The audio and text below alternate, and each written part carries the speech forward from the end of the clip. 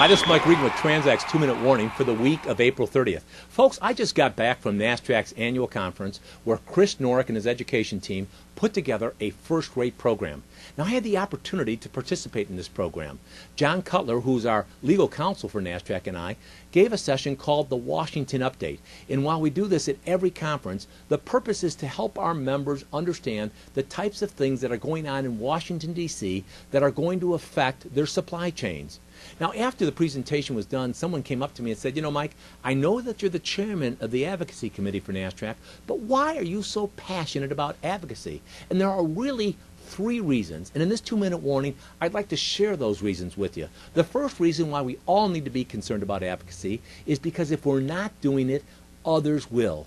Somebody highlighted this for me when they said when it comes to advocacy, you're either at the table or on the menu. And what they were simply pointing out is that if you're not talking to your representatives, your opponents will. And if you're not talking to them, you lose the ability to control your destiny. Now, the second reason you need to be involved in advocacy is because you can make a difference. I learned this firsthand in the mid-90s. There were a couple of issues on the table: balance due bills from bankrupt carriers and the deregulation of intrastate trucking. So a group of us went up to Capitol Hill. I talked with Representative Norm Mineta, who at the time was the chairman of the House Transportation Committee. We talked to a bunch of other people, and lo and behold, a couple of months later, we got legislation which addressed our concerns. We actually made a difference. Now, the third reason you need to be involved in advocacy is because when you do this, you get an in-depth understanding of the critical issues that are going to affect your company. Let me give you another example: the hours of service issue. The FMCSA announced new hours of service rules in December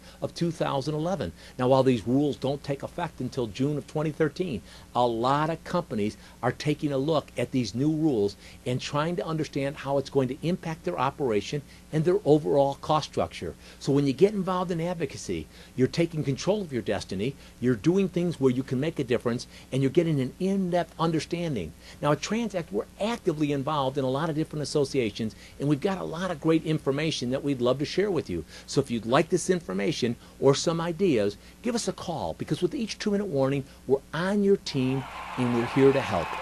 Thanks for your time.